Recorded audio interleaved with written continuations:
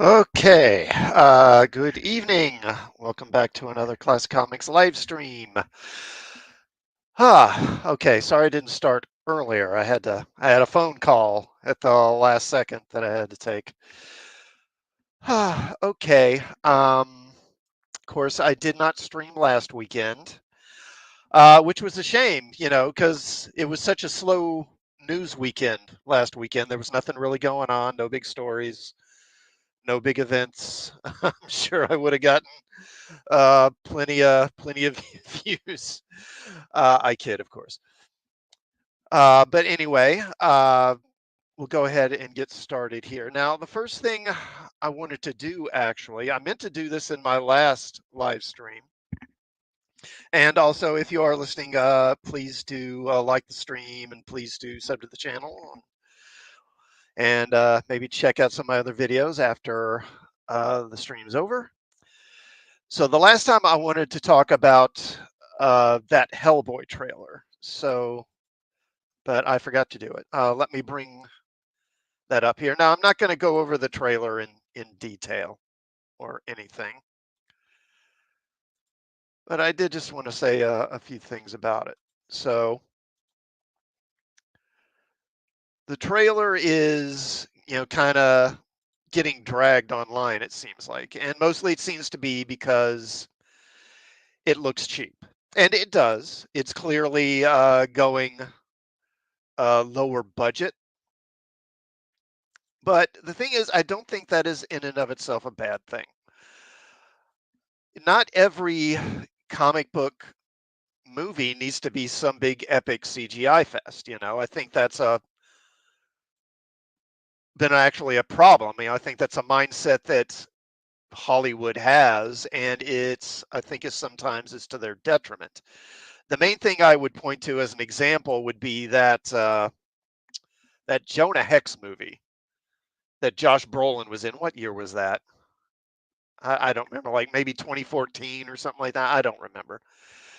But anyway, it wasn't very good. But it was, again, another big CGI special effects thing. And, it was funny because that came out in the summer and that thing bombed horribly. Now, then the following December, around the holidays, Coen Brothers put out that remake of True Grit with Jeff Bridges in it. And that was really good. And it was obviously, kind of a low budget thing. And I remember watching that and thinking, if they had done something more like this with Jonah Hex, it probably would have been more successful. Now, would have it had made 700 million? No, but with the budget of this thing, it wouldn't need to. They probably could have made a profit on it. So I don't think that going low budget on a Hellboy movie in and of itself is a bad thing. And it seems like they're definitely going with a kind of low budget sort of horror movie feel to it. And I think that's actually maybe a good way to go. Now, I don't remember with the actor that's playing Hellboy. I didn't recognize his name, so I don't think I know who he is. Now, is he going to be as good as Ron Perlman was as Hellboy? Probably not. But look, Ron Perlman wasn't going to play it forever. He was eventually going to leave the role. So I don't want to hold that against him. And I think that maybe because I never saw that third one they had with David Harbour playing Hellboy, but that was obviously, from the trailer, a big CGI fest, and that thing bombed horribly. And I think that this is maybe a better way to go. I think at least it has a better chance of maybe making money, or at least not bankrupting the studio that makes it. And yeah, I don't know. I just think people are kind of dismissing it out of hand because it doesn't look like it has a big budget. And I don't think that's necessarily in and of itself a bad thing. Now, that's not to say the movie's going to be good. This is still modern Hollywood, and it may still be a piece of crap. I don't know. But I'm willing to give this movie a chance and kind of wait and see rather than just say, oh, this looks cheap. It's going to suck. And the stuff I saw in the trailer, I mean, it's okay. They don't really give you much of a feel of what the plot is. But again, I think this is probably just the initial trailer. So I don't know. We'll see. Okay, and then of course there's another trailer I wanted to talk about, and that was the Captain America trailer. Let me bring that up.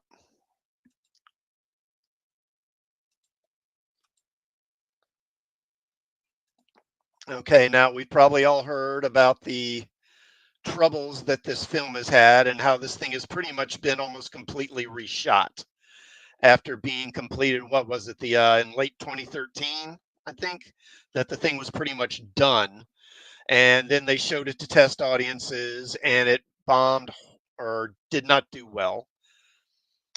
Allegedly because it is chock full of, or was chock full of, BLM, and all cops are, you know, not good, and basically white people need to do better and all this other stuff. And so they pretty much completely redid the movie. And of course, we've got Harrison Ford stepping in to play General Ross, or President Ross now. And as we see in the trailer, he's kind of brought Sam in and is basically trying to get Sam on board with his administration, I guess. I don't know. We see him here on the campaign trail. And he talks about how he wants to make Captain America an official military position, which I thought Cap already was. I'm kind of puzzled that they would say it isn't.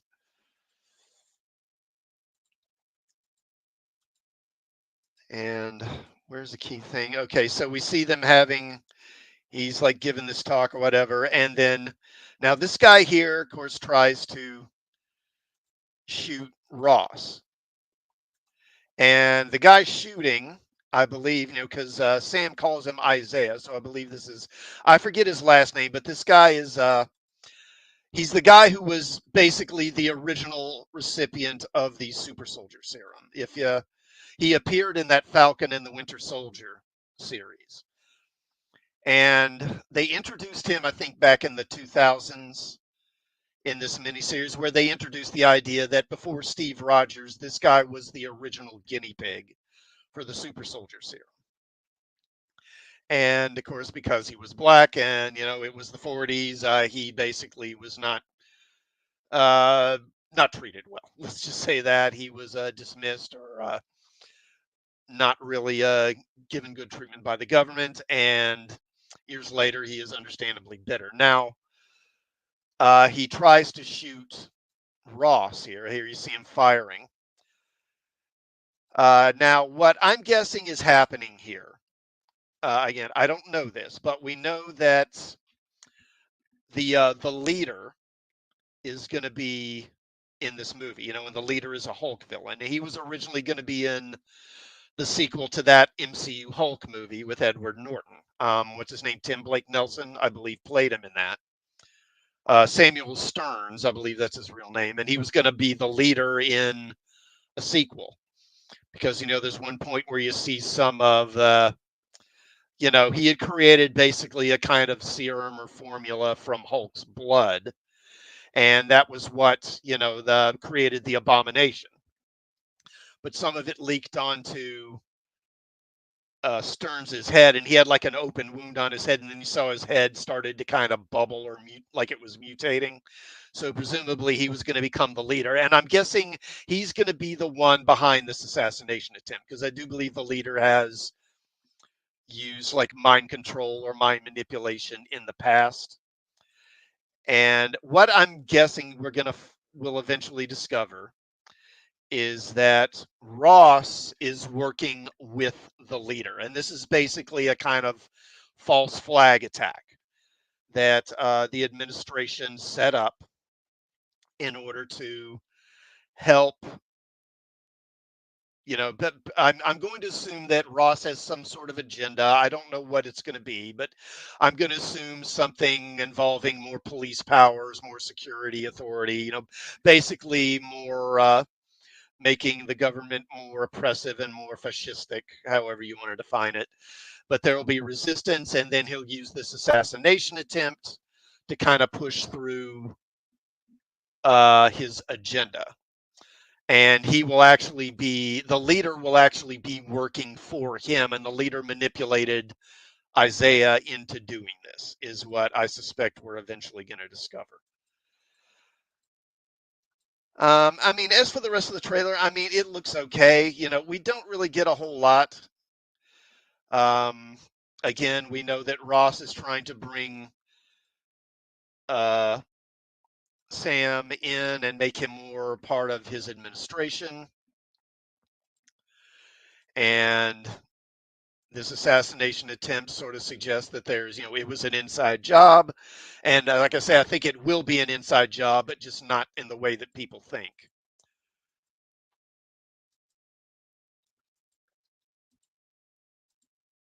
And we see, I think he's got a new uniform and all that. So, oh yeah, and of course we get our look at Red Hulk. So we do get confirmation that Red Hulk is in the movie finally. Which I would love to have been in the room when they told Harrison Ford that he's going to be he's playing the Red Hulk. I mean, Harrison Ford didn't even like having to share the screen with like a guy in a dog suit, you know. He didn't even really like doing that back when he was in his 30s, and now he's in his 80s. I can only imagine how he feels knowing that, basically, yeah, we're going to make you 8 feet tall and make you red as a tomato. So,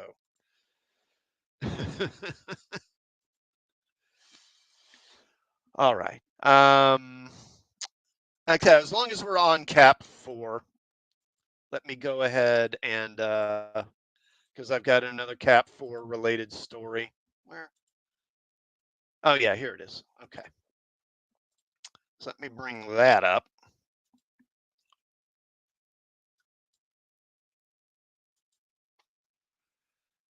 All right, this is from Screen Rant. Marvel rewrites Israeli superhero into a former Black Widow.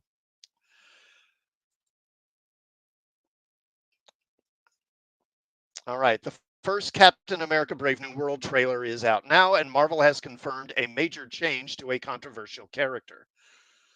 Unorthodox star Shira Haas's casting in the upcoming Captain America sequel was announced in September 2022, with subsequent details confirming her character to be Ruth after speculation she would be playing the Israeli superhero Sabra.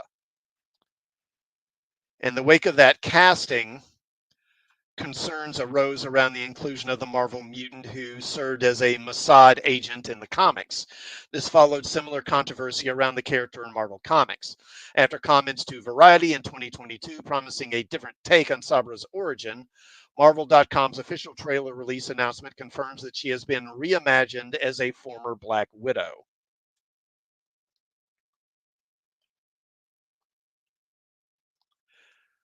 Captain America Brave New World's pivot away from Ruth Bat Seraph's Marvel Comics backstory fulfills the promise the studio gave to Variety when the controversy first came to light. Quote, while our characters and stories are inspired by the comics, they are always freshly imagined for the screen. Yeah, no kidding. And today's audience and the filmmakers are taking a new approach with the character Sabra, who was first introduced in the comics over 40 years ago. The ongoing military conflict in Palestine and criticism of Israel's actions in the country after October 7th, the October 7th attack on the supernova Sukkot gathering has led to fan calls online for Captain America Brave New World to face a boycott. That call once more met the release of the Brave New World trailer, which featured 2 shots of Haas's new character.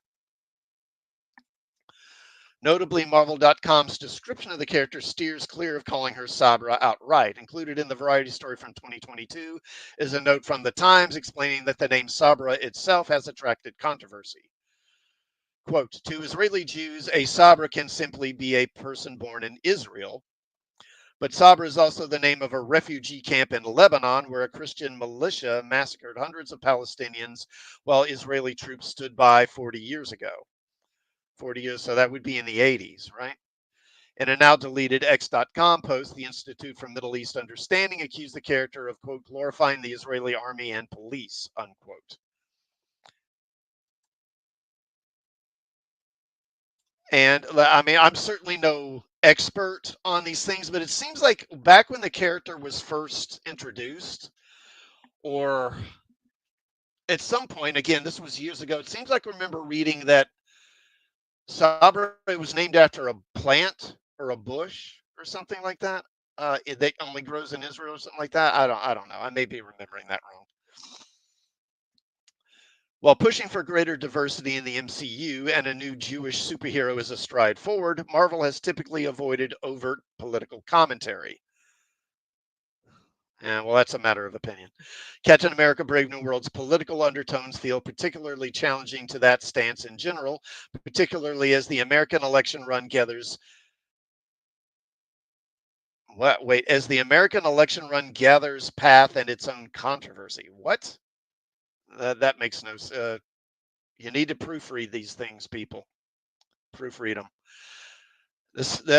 I wonder if this was written by AI. It might be. Couple that with the inevitable commentary on populist political exploitation in Daredevil Born Again's Kingpin storyline, and tides are shifting. This brave new world is one fraught with complexity, to say the least. And I do think it's worth noting that this film is going to be out next year, but it's been pushed back. Originally, it was supposed to be out this past February. So just in time for this new election season to kick off. So I think you can safely assume that Ross is basically supposed to be a Trump allegory, would be my guess.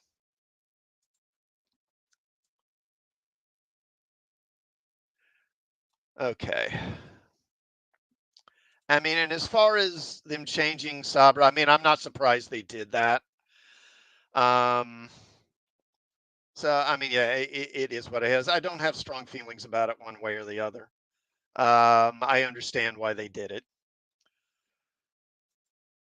Okay. All right, let's move on. Okay, let's talk about the that Disney hack for a minute here. As you all may have heard, there was a big some hackers, I guess, broke into some of Disney's computers and leaked some data. This is from Insider.com. Disney's internal Slack and message data leaked in latest hack targeting a major company. A hacking group known as Null Bulge claimed responsibility for the leak in a blog post. In it, it said people could gain details on Disney's planned projects, some login information, and more, all taken from the company's Slack messaging system. Null Bulge said it accessed almost 10,000 channels to dump every message and file possible. The group remains anonymous, but said its mission includes advocating for artist rights. The Wall Street Journal reported. Business Insider couldn't verify Noel Bulge's claims regarding the size of the hack. Disney artist contracts, approach to AI, and blatant disregard for the consumer motivated the group to target the entertainment company, according to the Journal. Well, I do think they blatantly disregard consumers, but I don't think it's because they use AI. I think it's for other reasons. The X account on No Bulge Group spent weeks posting about infiltrating Disney's Slack. One post from July 4th appears to show a dashboard with the daily attendance at Disneyland Paris. A Disney spokesman told BI that the company is investigating the matter. Disney is the latest major corporation to experience a data leak in the past week. On Friday, AT&T said that hackers stole nearly all of its customers' call and text records. I mean, it's just a matter of when people get your data, folks, not if, just when. An unidentified Noel Bulge spokesperson gave the journal some insight into why hackers might release data first and ask questions later. If we said, hello, Disney, we have all your Slack data, they would instantly lock down and try to take us out. In a duel, you better fire first, the spokesman said. And I think you have to go to their website to actually find particular information. I hadn't done that. I was going to do it, but I didn't get around to it, unfortunately. All right, now let's move on to Warner Brothers. Let me bring that up.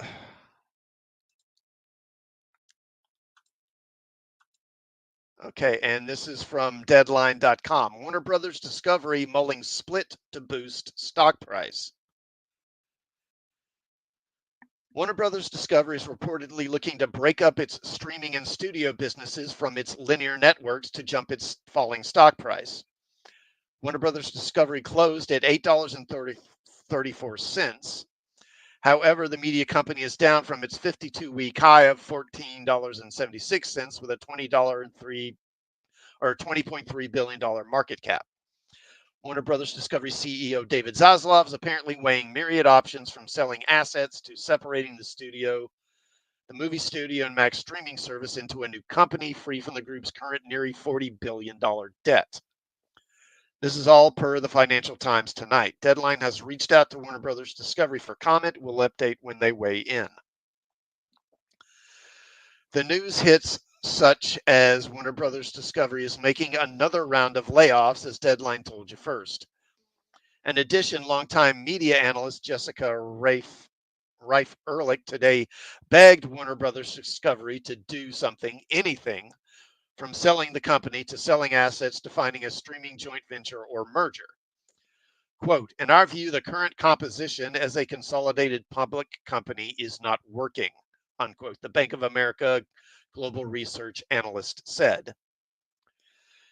Realize this isn't the same situation a la Paramount Global, whereby a suitor such as Sony could swoop in and absorb Warner Brothers Discovery in its entirety. Paramount Global has $14 billion in long-term debt, and $39 billion, and Warner Brothers Discovery's case is a whole different ball of wax. No sound corporation wants to get into business with that.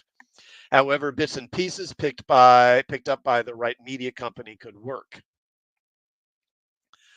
Per reports, Warner Brothers Discovery hasn't hired an investment bank to explore such transactions, but has been speaking with consultants to figure out what's best for shareholders. John Malone and the Newhouse family are Warner Brothers Discovery's biggest investors. There's also a path whereby Warner Brothers Discovery could opt to just stay the course as is. Warner Brothers Discovery at one point sat down with Sherry Redstone and Bob Bakish last December as headlines hit that merger talks were abounding. That was never going to happen. The notion of a split could see debt stay with linear networks, while the growing OTT service could hit a higher valuation multiple and be given the potential to invest in its growth per the Financial Times. Warner Brothers Discovery's problems are on par with that of major motion picture studios who have waited into launching very expensive streaming services. This, coupled with the declining ad market, the aftermath of COVID, and double strikes, Warner's has had a sour summer at the box office with a string of flops, including Furiosa, Horizon, and American Saga, Chapter 1, and The Watchers. That said, they had a rich spring with Legendary's Dune Part 2 and Godzilla Kong, The New Empire.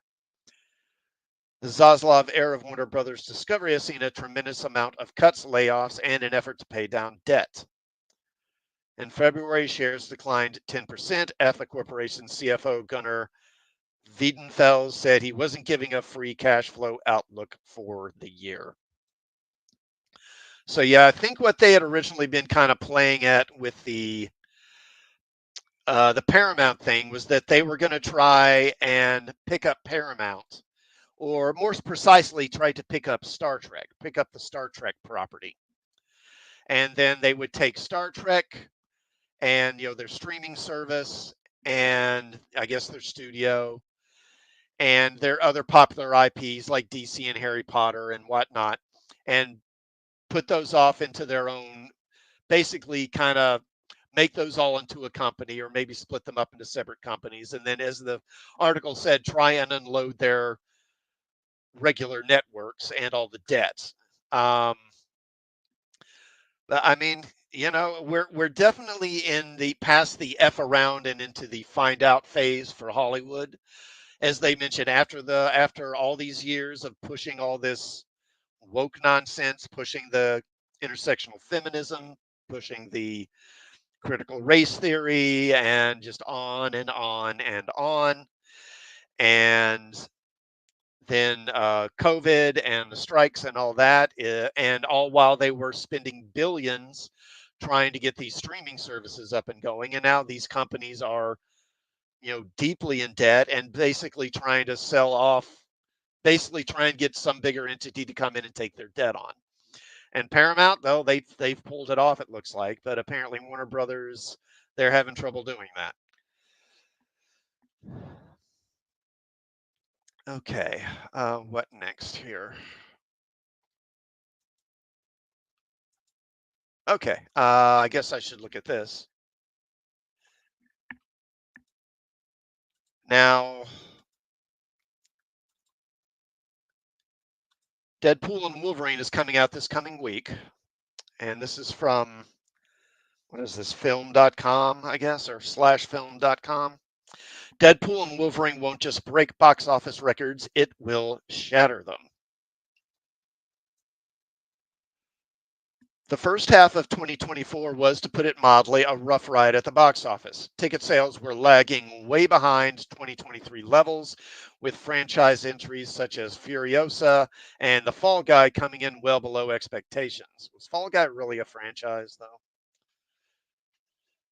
Fortunately, things have, and again, I mean, franchise entries. I mean, Furiosa, which was a prequel, a spin-off, a prequel to a spin-off character from a Mad Max sequel, which was the first Mad Max movie in like what, 30 years, 35 years or something. And The Fall Guy, which is a kind of sort of remake, reimagining of a middling TV show from, again, like 40 years ago. And that's what Hollywood had to offer. And I understand, a lot of stuff got pushed back because of the strikes and stuff, but it shows you just how creatively bankrupt Hollywood is, that this is what they're throwing out there. This is the best they can come up with. Fortunately, things have started to turn around with the likes of Inside Out 2 and Despicable Me 4 delivering the goods. But that may all look like child's play next weekend when Marvel's Wolverine, or Deadpool and Wolverine, arrives. Not only because this will be an R-rated live-action blockbuster filling theaters around the world, as opposed to animated family-friendly fare, but also because the superhero team-up is poised to straight-up shatter records on opening weekend. Directed by Sean Levy, with Ryan Reynolds and Hugh Jackman returning as Wade Wilson and Logan, respectively. Interest for this one is higher than any other superhero movie in quite some time. I would agree, probably since Spider-Man No Way Home, I would say.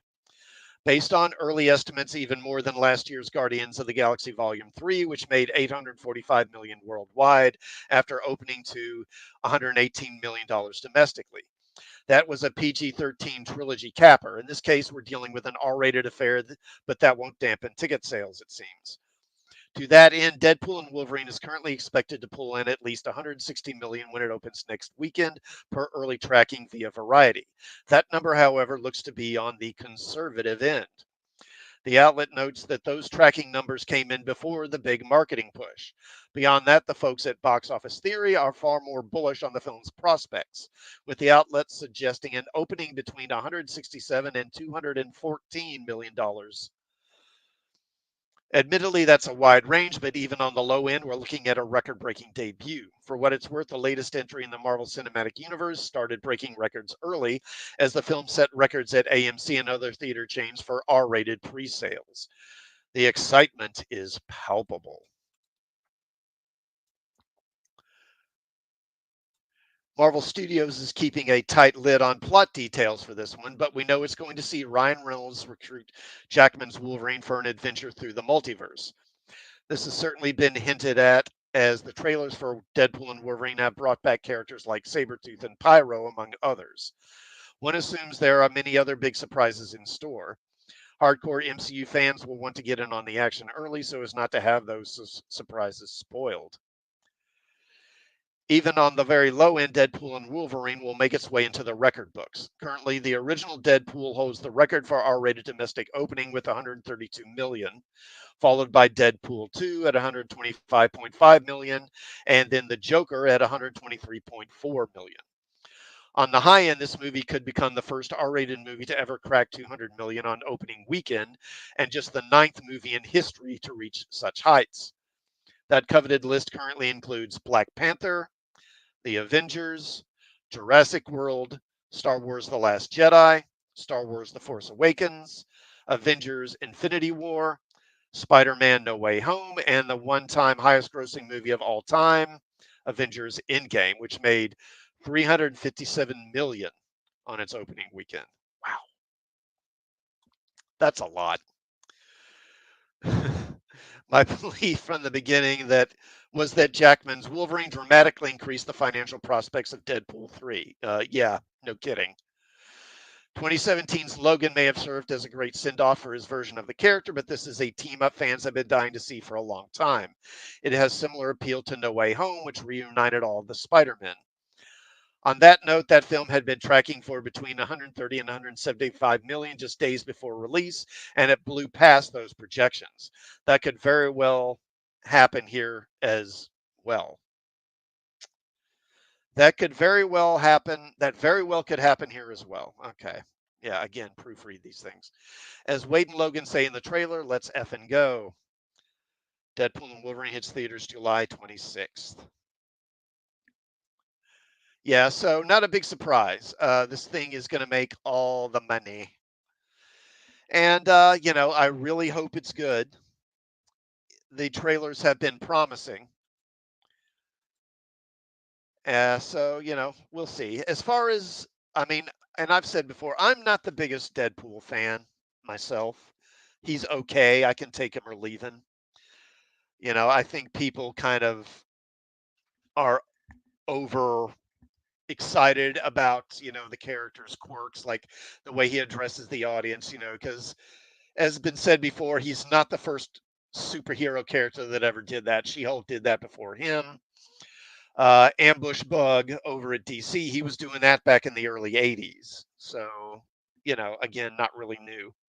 And I'm sure there were other characters that did it before that. I just don't remember them. Okay, now speaking of the MCU, let's bring this up.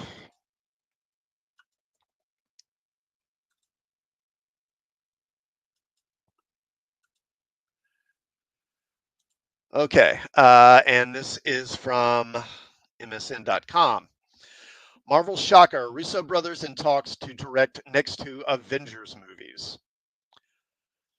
Joe and Anthony Russo are assembling a team. Once again, the Russo brothers are in early talks to return to Marvel Studios to direct not just one, but two, but the next two Avengers movies, sources tell The Hollywood Reporter. The hiring ends a month-long high-stakes search by the studio for filmmakers to oversee the fifth and sixth Avengers movies. Multiple names were in contention, including Deadpool and Wolverine director Sean Levy, who was offered the gig, but sources say the talks are in the early stages. The move also marks a homecoming for the Russos, who jumped from the world of TV comedy on shows like Arrested Development and Community to blockbuster movies a decade ago with Captain America: The Winter Soldier. In total, they directed four of Marvel's biggest and most regarded movies, going on to helm Captain America: Civil War and Avengers Infinity War and Avengers Endgame. Combined, their Marvel films have grossed $6.681 billion, with Endgame standing as the number 2 movie of all time globally with $2.79 billion. In the years since, they have become mega producers via their AGBO banner, producing Best Picture winner Everything Everywhere All at Once and pricey titles such as Amazon's Citadel and Netflix's Extraction movies. As directors, after becoming box office kings at Marvel, they stuck to streaming titles that did not reach the critical and cultural heights of their Marvel work, directing the Tom Holland crime drama Cherry for Apple and the big budget action movie The Gray Man at Netflix. They also directed the upcoming sci-fi adventure The Electric State for Netflix. The fifth Avengers movie was previously titled Avengers: The Kang Dynasty and was to star Jonathan Majors as the time-traveling villain Kang. But Marvel cut ties with the actor after he was convicted of assault and harassment in December, saying Shang-Chi and the Legend of the Ten Rings director Destin Daniel Cretton was once attached to direct Kang Dynasty, but he departed a month before Major's conviction. The feature is expected to get a new name and a new focus. The sixth Avengers film is Secret Wars, which is a storyline the Russos have long talked about wanting to adapt. A pair of 1980s comic book series focused on an all-powerful antagonist known as the Beyonder, who in the first installment pitted heroes and villains against each other on a planet known as Battleworld. A 2015 revival served as the climax to writer Jonathan Hickman's own multiverse saga, which has already had elements referenced in Doctor Strange and the Multiverse of Madness. In Hickman's Secret Wars, all of Marvel's multiverses are destroyed, with remnants surviving on a single planet ruled by the villain Doctor Doom. In other words, it was a kind of Crisis on Infinite Earths takeoff. Avengers 5 is set for May 1st, 2026, and Secret Wars for May 7th, 2027. So I think this overall is a good development. We know they can handle stuff like this, and it's not surprising considering the struggles they've been having that they would bring in people who, they know can deliver hits. But the thing is, I mean, if the movies were good, but they were also good because they were written differently back then. Those movies. Well, I mean, towards the end, like definitely Avengers Endgame had some, some woke elements to it, but mostly those movies didn't really pander to that stuff.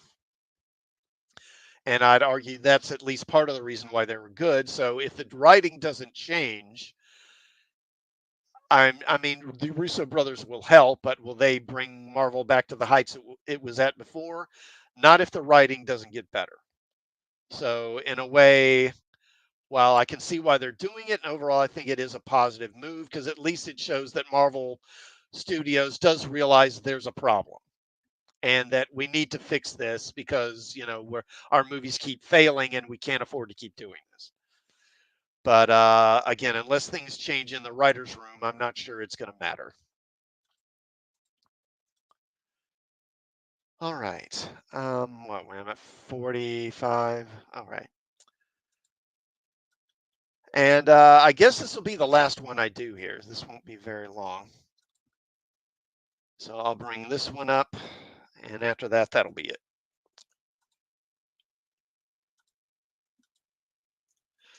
All right, this is from MovieWeb. Kumail Nanjiani rumored to be playing Booster Gold in James Gunn's DCU. Hey, according to a recent report by Nexus Point News, it appears Kumail Nanjiani has been cast to portray the time-traveling loser from the future who uses technology to make himself the modern-day superhero known as Booster Gold in the DC universe. While there hasn't been any official confirmation provided by DC Studios co-CEOs and co-chairs, James Gunn and Peter Safran, Hollywood insider Daniel Richtman did repost the information on X, formerly Twitter, courtesy of Apocalyptic Horseman. Back on May 23rd, DC Film News shared a post on X, which gave credit to Richtman that claimed, quote, DC Studios is reportedly close to getting a showrunner for Booster Gold. The titular character has already been cast, unquote. The television series Booster Gold was but one of the many DCU projects announced by James Gunn back in January of 2023. And here we have the tweet or post showing Nanjiani standing back to back with Booster. And just recently on July 11th, Nanjiani suddenly took to X denying his involvement in Superman. The post, which features a photo of the new Man of Steel emblem, originally read one word, in. Nanjiani quickly followed up by writing in the comments, to be clear, I meant in as in I am in to watch this movie, not I am in this movie. I am not in Superman, but I'm very excited to watch it. Oops. Did Nanjiani pull a Mark Ruffalo and spill the beans? Only time will tell, and perhaps fans will learn for certain at this year's San Diego Comic-Con. Okay, so I guess this is rumor. This is not something that's been confirmed. Leading up to this year's San Diego Comic-Con, arguably the most exciting DCU news to hit the internet has been the pictures from the set of James Gunn's Superman, which reveal images of the Man of Steel, played by David Cornsweet, Green Lantern, played by Nathan Fillion, and Hawkgirl, played by Isabella Merced, among others. They don't mention Mr. Terrific, because he was in those photos too. I forget the guy playing him. Now, if DC Studios confirms Kumail Nanjiani is going to play the titular character in the DCU series, it will turn out to be another case of race swapping, as Booster Gold is a blonde-haired Caucasian in the comics. Some notable examples of characters being changed in superhero films include Samuel L. Jackson being cast as Nick Fury, Ben Kingsley playing the Mandarin, and Jason Momoa portraying Aquaman. At the end of the day, though, who is Booster Gold? What makes the character interesting and special? Check out the Superhero Imposter's official bio. And I mean, and I know who Booster Gold is. I collected his original series, but for those who may not, I'll read it. A scoundrel from the future, intent on making a name for himself in the past, Booster Gold has nevertheless exhibited his share of heroism. When opportunity arises, you have to seize it. That's an idea that has driven Mike Carter, a college football star of the 25th century who earned the nickname Booster, on the field. Even though people assured him a professional career of fame and fortune, he decided he couldn't wait and wagered on his own games. The scandal halted his dreams of professional stardom and ruined his reputation. Taking a job as a security guard in the Metropolis Space Museum, Mike saw another opportunity after studying the early age of superheroes. With future and alien technology stolen from the museum and a time machine that was on display, he realized he could not only become a superhero himself in the past era, where his criminal history was unknown, but he could also make his good deeds profitable. With his robot pal Skeets at his side, Mike time traveled to the modern age and debuted as Booster Gold. For years now, he's fought evil alongside different versions of the Justice League and his good pal Ted Kord, the second Blue Beetle. Recently, Booster Gold has broadened his scope and acts as a protector of history itself. Though always eager to take credit for good deeds on social media or sign with a well-paying sponsor, Booster is a good guy at heart and will drop everything if he genuinely sees someone in need. The 8-episode DCU series Lanterns has also officially been picked up and will focus on Sector 2814 protectors Hal Jordan and John Stewart. At the time of this writing, the Booster Gold series hasn't been assigned an official release date. However, it's now unclear if the DCU show will stream on Max as originally intended, or if it will become a project falling under the HBO original banner, like the Batman's Twisted spin-off The Penguin and the upcoming Lanterns. Um, so again, I mean, this is pretty much a rumor. None of this is confirmed, so I don't really have strong feelings about it. If they do cast him as Booster, it doesn't surprise me. I'm not thrilled with it, but I'm probably not going to watch this show anyway. I don't have HBO Max, so I wouldn't watch the show anyway. Uh, so yeah, I have a hard time feeling very strongly about this one way or the other. Okay, we're at 7:50, so I'm gonna go ahead and stop there. So what next? Okay, so I will be streaming Tuesday night. I'll be doing another Trek Talk. That episode will cover the original Star Trek series episode, The Squire of Gothos. And I will probably stream next Sunday as well. Beyond that, okay, if you haven't seen my Thundar trailer video on my channel, I urge you to go take that a look. It's done really well for me. I'm at what are the views on that yet? Let me look at that. Okay, so it's currently at 130,000 views, which for my channel is a lot. Um, And I've gone from, in a matter of maybe a little over a month or about a month, I've gone from, or actually it's more than that, maybe almost 2 months. I've gone from about 630 subs to right now I'm sitting on 1,570 subs. So I definitely am going to be doing more AI trailers in the future. I've got a couple of different ones I'm working on right now. Hopefully, I'll have an initial teaser trailer out here in the next, I guess, maybe next 2 weeks. But until then, thanks to everyone who tuned in to watch the stream and who'll check it out on a rewatch. And I hope you all have a good evening. And as I said, I will see you all uh, Tuesday evening on my Trek Talk. Until then, have a good night.